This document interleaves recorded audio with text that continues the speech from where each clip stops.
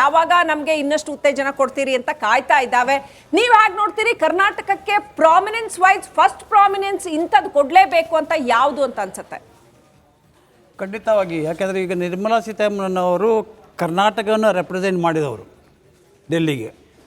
ಅಲ್ಲಿ ಇವಾಗ ಆವಾಗಲೇ ಹೇಳ್ತದೆ ಇಕಾನಮಿ, ಇಡೀ ಭೂಲೋಕದ ಇಕಾನಮಿ ಹೇಗಿದೆ. Number 1 USA 29 trillion with the 35 crores of population.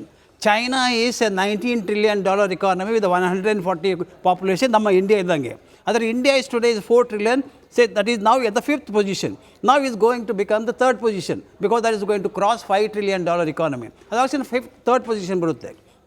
ಅದು ಮೇಜರ್ ಕ್ರೆಡಿಟ್ ಇವಾಗ Nirmala Sitharaman should be given MSME which is contributing 30% to GDP. ಅಲ್ಲಿ ಅವರಿಗೆ ಏನು ನಾವು ಕೇಳ್ತಿದ್ವಿ ಅಂದರೆ ಫಸ್ಟ್ ಆಫ್ ಆಲ್ ELI ಅಂದರೆ ಎಂಪ್ಲಾಯ್ಮೆಂಟ್ ಲಿಂಕ್ ಇನ್ಸೆಂಟಿವ್ ಎಲ್ಲ ಮೈಕ್ರೋ ಮತ್ತು ಸ್ಮಾಲ್ ಇಂಡಸ್ಟ್ರಿ ಕೊಡಿ. ಮತ್ತು PLI ಪ್ರೊಡಕ್ಷನ್ ಲಿಂಕ್ ಇನ್ಸೆಂಟಿವ್ ಖಾಲಿ 8 ಮಾತ್ರ ಉದ್ಯೋಗಗಳಿಗಿದೆ.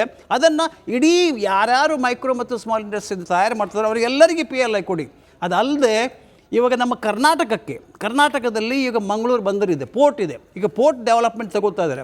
ಆದರೆ ಪೋರ್ಟ್ ಡೆವಲಪ್ಮೆಂಟ್ ಮಂಗಳೂರಿನಲ್ಲಿ ಮದರ್ಶಿಪ್ ಬರುವ ವ್ಯವಸ್ಥೆ ಇದೆ. ಆದರೆ ಆ ವ್ಯವಸ್ಥೆಗೆ ಕಂಟೈನರ್ ಸರ್ವಿಸ್ ಇಲ್ವಲ್ಲ.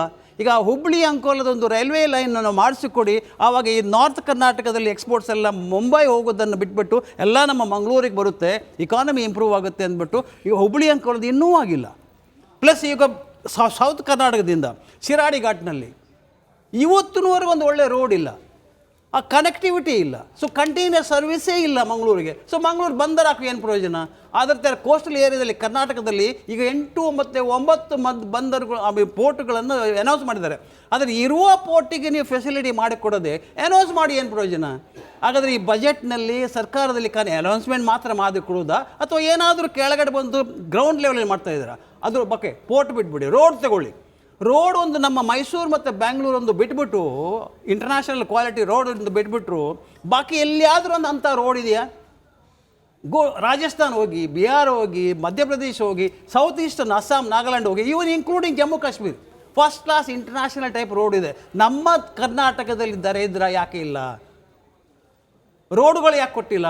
ನೀವು ಈಗ ಬ್ಯಾಂಗ್ಳೂರು ಬಿಟ್ಬಿಟ್ಟು, ಯಾಕಂದರೆ 80% ಇಕಾನಮಿ ಬ್ಯಾಂಗ್ಳೂರು, ಹುಬ್ಬಳ್ಳಿ, ಧಾರವಾಡ, ಗುಲ್ಬರ್ಗ, ಬೀದರ್ ಇದೆಲ್ಲ ನಮ್ಮ ಡಿಸ್ಟಿಕ್ಗಳ ಇವೆಲ್ಲ, ಅದಕ್ಕೊಂದು ಒಳ್ಳೆ ಕನೆಕ್ಟಿವಿಟಿ ಕೊಟ್ಬಿಟ್ರೆ ನಿಜವಾಗಿ ಇಂಡಸ್ಟ್ರಿ ಇನ್ವೆಸ್ಟ್ಮೆಂಟ್ ಅಲ್ಲಿ ಹೋಗುತ್ತೆ.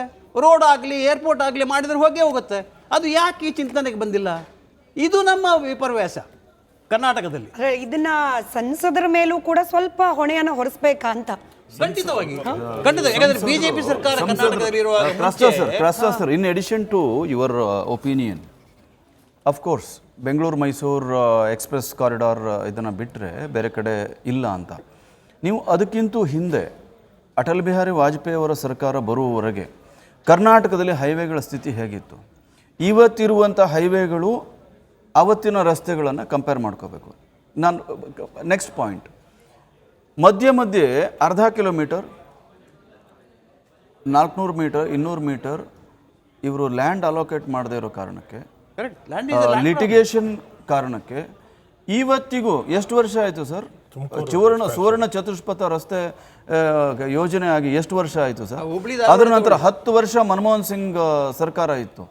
ಈ ರಾಜ್ಯದಲ್ಲಿ ಎಷ್ಟು ಸರ್ಕಾರಗಳು ಬದಲಾದವು?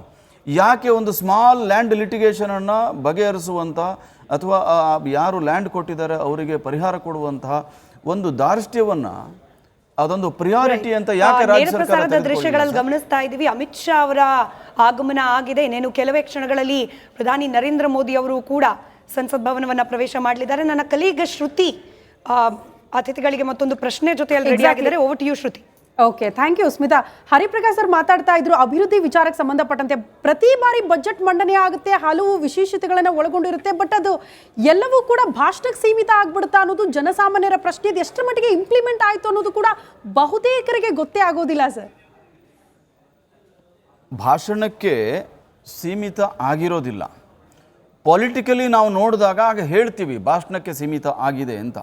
ಒಂದು ಬಜೆಟ್ ಔಟ್ಲೇ 5 ಇಯರ್ಸಿಂದ 5 ಇಯರ್ಗೆ ಹೇಗೆ ಎಕ್ಸ್ಪ್ಯಾಂಡ್ ಆಗ್ತಾ ಇದೆ ಅನ್ನೋದನ್ನು ನೋಡಿದರೆ ನಿಮಗೆ ನಿಮ್ಮ ಪ್ರಶ್ನೆಗೆ ಅಲ್ಲಿ ಒಂದೇ ವಾಕ್ಯದಲ್ಲಿ ನಿಮಗೆ ಉತ್ತರ ಸಿಕ್ಬಿಡುತ್ತೆ.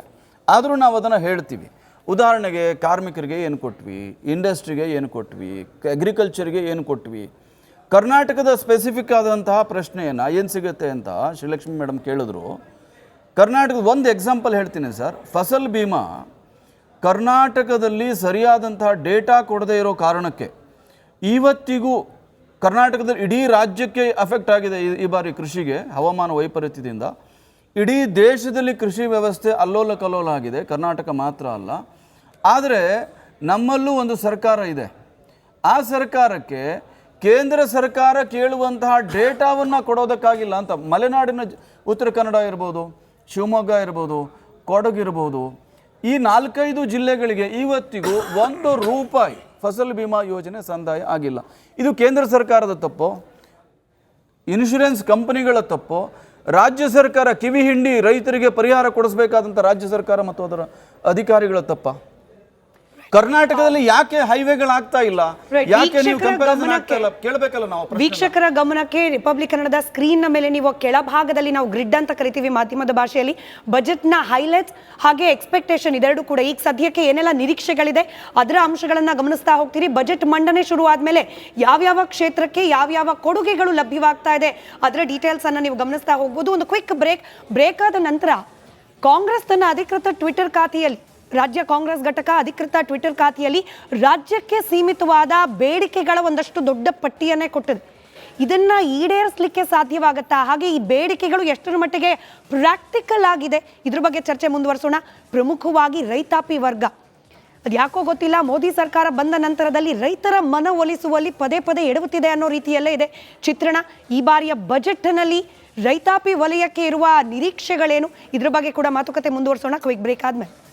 ಯಾವಾಗ ನಮ್ಗೆ ಇನ್ನಷ್ಟು ಉತ್ತೇಜನ ಕೊಡ್ತೀರಿ ಅಂತ ಕಾಯ್ತಾ ಇದ್ದಾವೆ. ನೀವ್ ಹೇಗೆ ನೋಡ್ತೀರಿ ಕರ್ನಾಟಕಕ್ಕೆ ಪ್ರಾಮಿನೆನ್ಸ್ ವೈಸ್ ಫಸ್ಟ್ ಪ್ರಾಮಿನೆನ್ಸ್ ಇಂಥದ್ದು ಕೊಡ್ಲೇಬೇಕು ಅಂತ ಯಾವುದು ಅಂತ ಅನ್ಸುತ್ತೆ? ಖಂಡಿತವಾಗಿ. ಯಾಕೆಂದರೆ ಈಗ ನಿರ್ಮಲಾ ಸೀತಾರಾಮನ್ ಅವರು ಕರ್ನಾಟಕವನ್ನು ರೆಪ್ರೆಸೆಂಟ್ ಮಾಡಿದವರು ಡೆಲ್ಲಿಗೆ.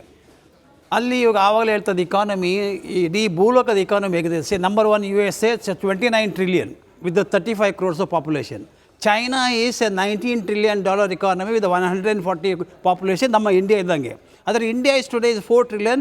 Say that is now at the 5th position. Now is going to become the 3rd position because that is going to cross $5 trillion economy. ಅದು 3rd position ಬರುತ್ತೆ. ಅದು ಮೇಜರ್ ಕ್ರೆಡಿಟ್ ಇವಾಗ Nirmala Sitharaman should be given MSME which is contributing 30% GDP. ಅಲ್ಲಿ ಅವರಿಗೆ ಏನು ನಾವು ಕೇಳ್ತಿದ್ವಿ ಅಂದರೆ, first of all ELI ಅಂದರೆ ಎಂಪ್ಲಾಯ್ಮೆಂಟ್ ಲಿಂಕ್ ಇನ್ಸೆಂಟಿವ್ ಎಲ್ಲ ಮೈಕ್ರೋ ಮತ್ತು ಸ್ಮಾಲ್ ಇಂಡಸ್ಟ್ರಿ ಕೊಡಿ. ಮತ್ತು PLI ಪ್ರೊಡಕ್ಷನ್ ಲಿಂಕ್ ಇನ್ಸೆಂಟಿವ್ ಖಾಲಿ 8 ಮಾತ್ರ ಉದ್ಯೋಗಗಳಿಗಿದೆ. ಅದನ್ನು ಇಡೀ